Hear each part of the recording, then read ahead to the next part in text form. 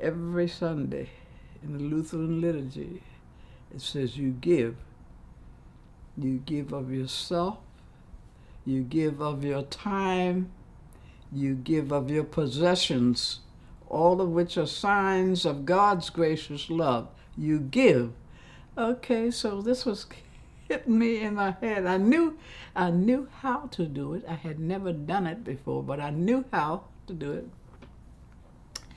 So when I approached the city, who knew me because I used to be a part of the Department of Finance, and in the Department of Finance, you get to know everybody, especially if you did what I did. And there was Gerard Modry, who was with the Department of Parks at the time.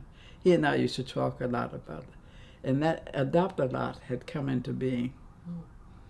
When Adopt-A-Lot with Mayor Schaefer, in the 70s, I was one of the first people to adopt a lot.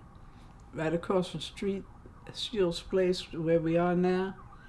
Right behind that corner building are 4 lots that I adopted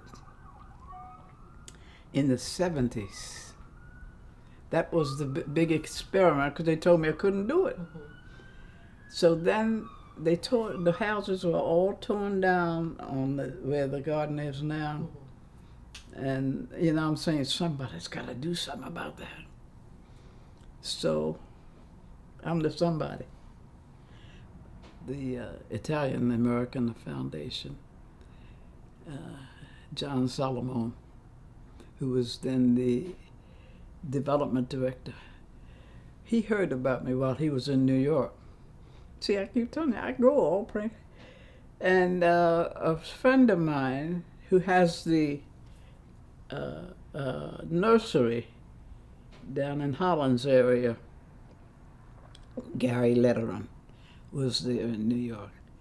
And they were talking, and this guy was talking about what he'd like to see happen in Baltimore, but he didn't know anybody in Baltimore to contact. He said, I know just the person. Bless his pea-picking heart. My phone rang one day in October. I answered the phone, and he said, is this Gloria Luster? I said, yes. You don't know me, but my name is John Solomon, and I'm with the National Italian American Foundation. Right away questions me, what are you calling me for? He said, I've heard about you and your gardening. He said, I hear that you're trying to do something that hasn't been done. He said, and we'd like to chip in and help you. Well, I said, okay, if you want to do that. And we arranged a meeting. We had a meeting down in Sabatino's. I had to arrange, so I said, if they're Italian, they're going to come to an Italian restaurant. But we got them here in Baltimore. So I arranged for the meeting. We all sat around and talked about what could happen because I had already started, but I was only doing a portion of the work. And they said that they were willing to pitch in and help financially. And, well, the biggest thing that happened was the fence. That's $17,000 worth of fencing that went up around that. Because even though people knew it was a garden, they would walk through it. Has Teresa ever told you about they would take big trucks and drive through there? Had a truck come through there one night and leave a trailer load of tires. Honey, I've been through something on that ground. Church. The problem that we have with people in neighborhoods like that is that they don't own anything.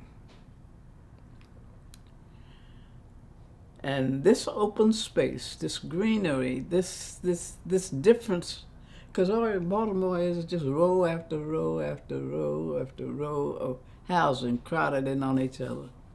People crowded in on each other. As my grandfather used to say, with no stretching room. He said, when you get people, because he was bitterly against the projects. Oh, he went to many mass meetings and he told them what was going to happen. He said, because they're going to turn in on each other. You're going to be like animals. He says, you've got to give people stretching room. If people would stop being so selfish with the me first attitude and the hell with you attitude, this would be a better world. But their attitude is, I got mine, you got yours to get. You know, so when I found out what that was all about, okay, here comes Baltimore. And we became a part of the Plan a Row for the Hungry. Plan a Row for the Hungry, that was started by the Garden Writers Association some years ago. And each gardener just takes a row, and whatever is grown in that row, they give away. You give it to anybody you want, just give it away.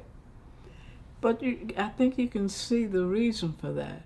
You know, because I was talking about this food situation, the hunger situation here in Baltimore, and one of the members of my church, St. John's Lutheran, said to me, we don't have that many hungry people in Baltimore.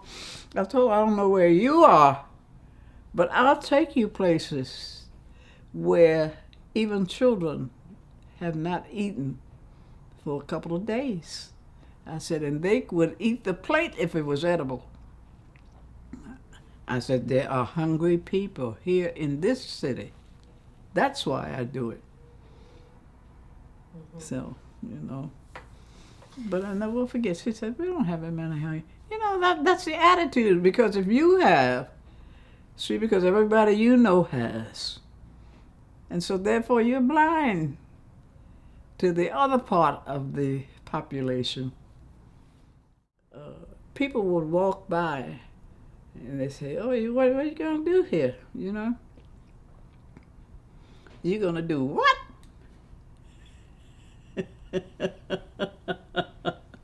There's going to be a garden here. The garden has been a direct influence on even the sanitation of that area. See, I didn't live in the area. That's another thing. People used to say, well, you don't live here. Why should you care? I said, because it's Baltimore. And all of Baltimore is my area. And when people eat that first tomato, or that first string bean, or that first strawberry that they grew, and they nourished with their own hands, there's a sense of fulfillment, there's a sense of belonging, there's a sense of ownership. That's mine. And that's what's missing in many of our urban areas. The people don't own anything. They don't even own the homes they live in. Mm-hmm. So if you don't own something, well, why should you care? Mm-hmm. But once the garden comes in, and you should hear the people in that area talking about our garden, and they never put foot in it. It's something that it does, and I think it's because the garden was here before anything. And it's man's relationship to the soil. Who needs Miracle-Gro? Does God, who grows trees 60, 70, 80 feet tall? What's his Miracle-Gro? It's what has lived. It's this process of regeneration. It dies, the leaves fall, they're dead to all intents and purposes, but then you feed it to the soil, and that's your fertilizer. And that's the way things are. The thrill of actually seeing the seeds sprout, break through the soil. Then you got to take care of it. You've got to nourish it. It's got to, you know, I don't know how to describe it, except I know what happens with me. I love gardening. It's not a question of do I like it. I love it because it's always new. I have garden books and books and books and books, and but it's being there and being a part of it, and talking about I don't know. That's what it is. Mm-hmm. And neighborhoods can be better, because I remember when that 600 block of Dolphin Street, you had so much trash in the streets all along Argyle Avenue, Myrtle Avenue. The backyards were terrible. Mm-hmm. The garden made a difference.